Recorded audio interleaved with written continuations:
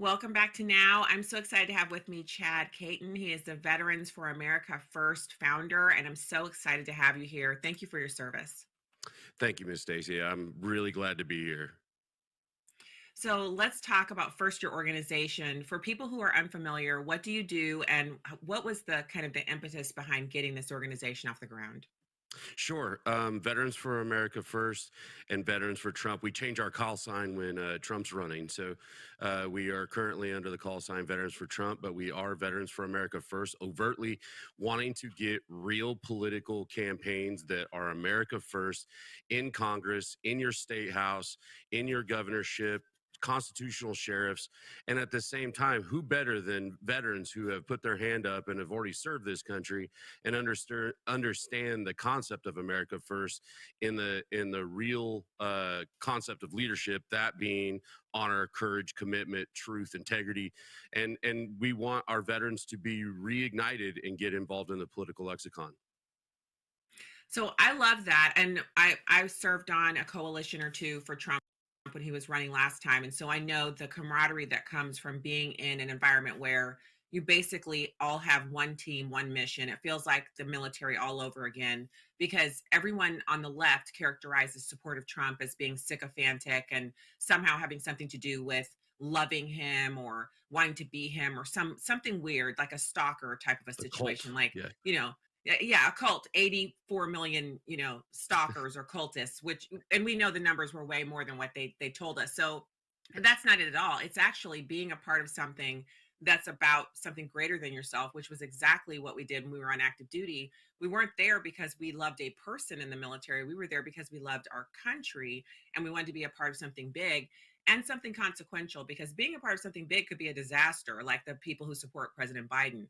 So let's talk about the border, because the biggest disaster, I think, in the history of this country, I think this will eventually eclipse all of our wars. When we're talking about the spending, 20 billion over 2 years for resettlement, $134 billion a year, the sum total of the states spending on illegal aliens and their care, their medical, their benefits, all of the things attendant to that, including the crime.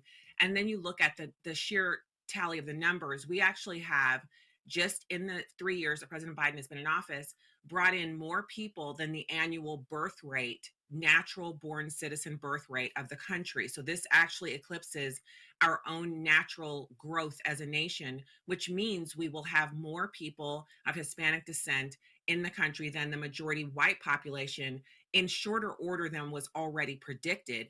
So the idea here is obviously replacement. No one is even denying that anymore. Talk to us about your take on the border. Well, I look at it in a bunch of different ways, and you hit on a whole bunch of different issues, which is laughable that we are dealing with the bill coming out of the Senate right now to where half of the money that is supposed to be going into this border bill is actually going to Ukraine again.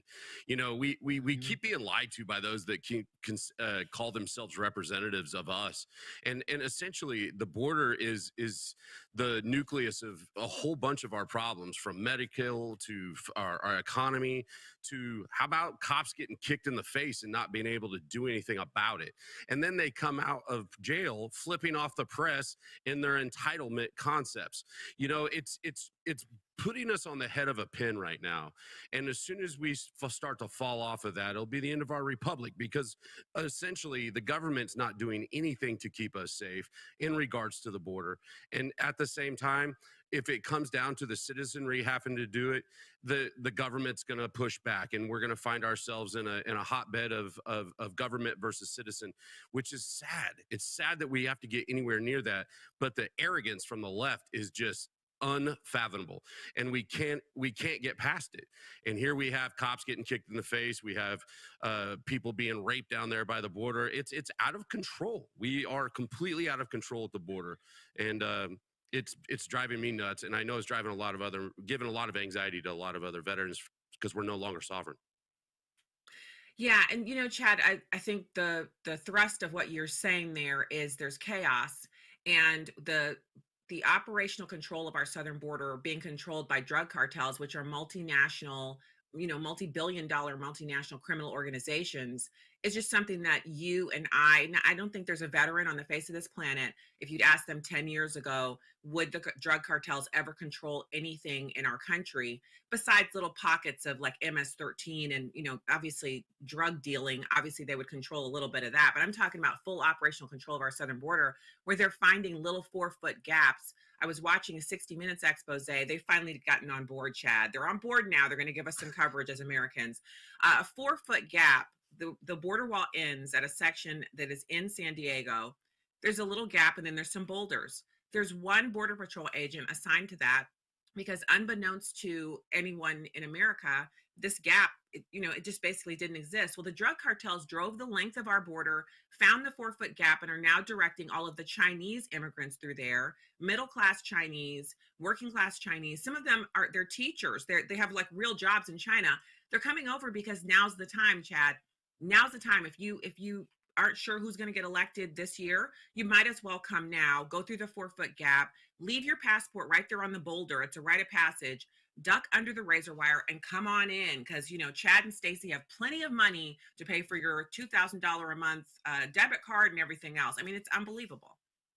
Yeah, we here at VFAF we have a border film coming out with Salem, and it goes into that. I actually went to the Badlands where 60% of all the fentanyl comes through this 180-mile piece of the border, and the border stops because of some arbitrary law that you can't build a border fence on federal land that butts up to Mexico. So this big, beautiful fence for miles, and then all of a sudden it stops at federal land. The cartel has actually dug out holes where they are protecting this route from other cartels, the Sinaloa. We actually went down there with Tim Foley, who's from Cartel Land on Netflix, and caught 2 drug mules that started a fire out there.